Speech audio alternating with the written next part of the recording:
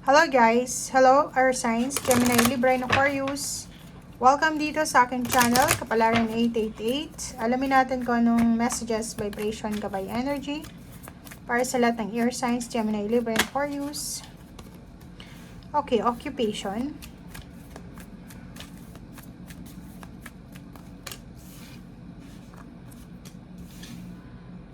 Okay guys. So, nakikita natin dito 34-7, 10, 7. So, 77, 10. 77, 10. Okay, 14, 5. Okay guys, so sinasabi ng bara sa'yo dito, Air Signs, Gemini, Libra, and Aquarius na posible, kasi babae, lalaki ito. Pwedeng isang babae, isang lalaki ang nag-iisip sila sa bawat isa. Parang ganun. Or pwedeng lalaki or babae ito. In a relationship siguro sila. Mag-asawa, mag-boyfriend, mag-girlfriend.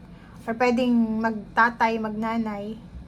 And sinasabi ng baraha sa inyo dito na yung isa dito is busy. Busy sa trabaho siya. Wala siyang oras. Parang yun yung sinasabi ng baraha. Wala siyang oras para sa pag-update. Parang ganun. Wala siyang oras para sa pag-update.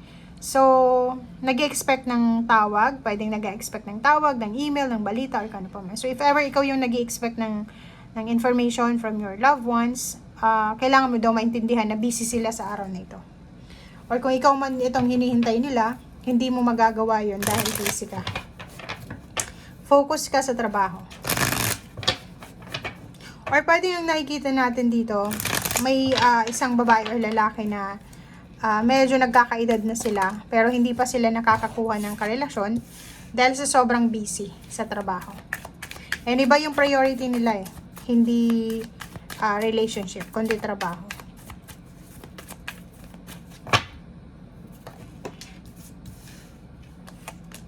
Okay, so dito naman sa 3 cards na to, parang sinasabi sa'yo ng baraha na pwede ikaw yan, pagod na pagod ka na sa trabaho. And gusto mo ng pagbabago, 'di ba? Parang hindi ka masaya sa kasalukuyan mong trabaho, sa company, or sa lugar kung nasaan ka man sa ngayon. Meron ditong Queen of Cups, sinasabi na kailangan mong kalmahin ang iyong sarili. Okay? But meron din sa inyo dito na parang nasa crossroads kayo eh. Parang in a relationship ka pero wala kang oras sa karelasyon mo. May trabaho ka naman, pero tinatamad ka sa trabaho mo. Parang ganun. So, comment down below if resonated ka dito.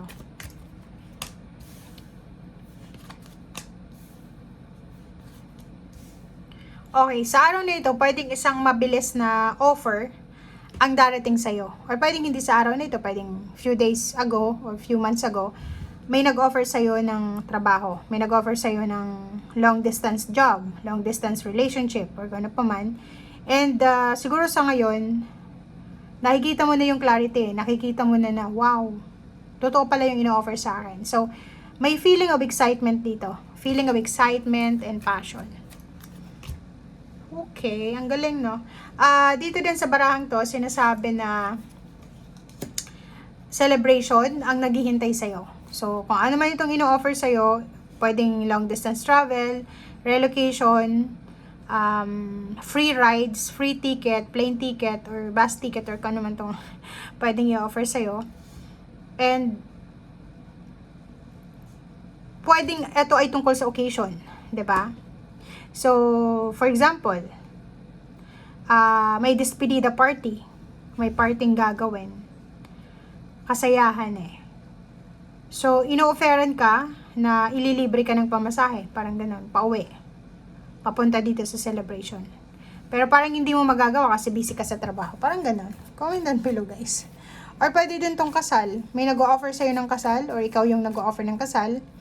Hindi niya pinapansin kasi nga busy siya sa trabaho, busy siya sa financial niya. And 77, sinasabi ng bra sa'yo dito na ang iba sa inyo dito naghihintay ng pera, naghihintay ng promosyon, naghihintay ng salary increase, naghihintay ng tamang lugar kung saan siya magtatagumpay. But meron ditong mga taong nakapaligid sa'yo na nagbibigay sa'yo ng ng discouragement. Di ba? Parang hindi ka ini-encourage. O, tingnan mo. Ito yung iniintay mo papunta ka dito. Tingnan mo. Diba? Pinag-aralan mo pa naman yon, parang gano'n. Pinag-aralan ko yung strategy, pinag-aralan ko yung business na yon, tapos ikwento mo siya sa kaibigan mo, sinabihan ka ng kaibigan mo, naku, hindi mo yun kaya, parang gano'n. So, bigla kang na-discourage. Okay, kumuha tayo ng isa pa. Diba? Puro lang positive yung parating Bakit ka madi-discourage? Lahat sila major arcana. Dalawa. Diba? So, lumabas ka daw sa comfort zone mo, yun yung sinasabi. Alam mo tong angel na to, si Angel Gabriel siya. You are protected, you are assisted ng angel. So, ang pinakasikreto daw dito, kung naniniwala ka sa kasabihan, wag mong ipagsabi. Work in silence, diba? Wag mong ipagsabi yung mga plano mo sa buhay. Lalo na yung mga changes, mga plano like pagta-travel, pangingibang bansa, pag-aasawa, pagkakaroon ng anak, pagkakaroon ng lahat ng mga success natin sa buhay. Minsan, hindi natin yun kailangan na i-announce. Tingnan mo, hindi mo kailangan i-announce yan sa mundo. 'Di ba? Uso ngayon yung social media. May iba na lahat na lang binapost sa social media para malaman ng mga tao. Pero minsan yung mga unang nakakakita ng mga post nyo is yung mga tao may galit sa inyo. 'Di ba? So, evil eye. Minsan yung mga plano mo sa buhay hindi natutuloy dahil may mga taong 7 of Swords. 'Di ba? Kinokontra nila Kinokontra nila yung success mo. Like naghihintay ka, for example, may hinihintay kang victory and success, may hinihintay kang salary increase, recognition, graduation, birthday celebration, 60th birthday, despedida party. Ano man na celebration na to, pagbabago. Hindi nangyayari kasi may kumukontra. Okay? So, lumabas ka sa comfort zone mo kasi parang ang comfort zone ng iba ngayon, alam mo yung comfort zone ng iba ngayon is yung mala-artista yung style na lahat ng actions kailangan malaman ng mundo. Dito sa baraha mo, sinasabi na itry mo daw yung pagiging silensyo. Magtrabaho ka lang ng silensyo, hayaan mo na yung success mo ang siyang sumigaw ng success mo. And yung mga 7 na swords na to, yung mga tao yan na feeling close mo, or close naman talaga kayo, pero may mga hidden grudges or hidden